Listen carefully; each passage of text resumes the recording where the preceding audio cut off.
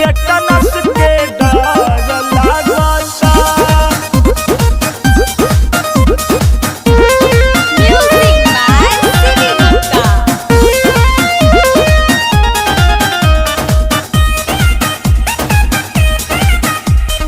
जेतने करेला body touch पिया ओतने लागेला फेरी मोच पिया। ओतने लागेला फेरी मोच पिया। जेतने करेला बॉडी टच पिया ओतने लागेला फेरी मोच पिया। ए पातर छरे हरे रस गोद लहगता। किए हो हाथ धाके काटा जानी दाते हमारा टेटनस के डर लागता। किए हो हाथ धाके काटा जानी दाते हमारा टेटनस के डर लागता।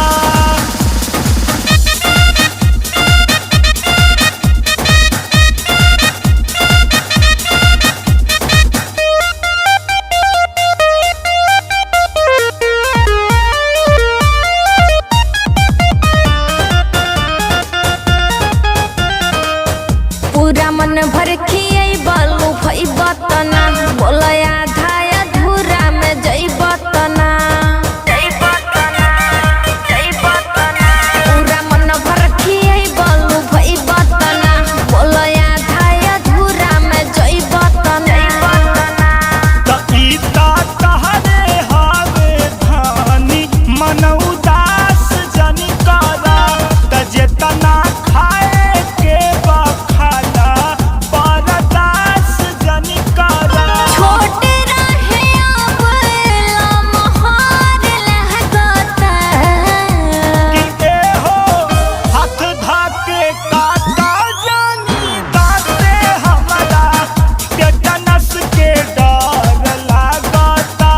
किए हो हाथ धाके काटा जानी दाते हमारा टेटनस के डर लागता।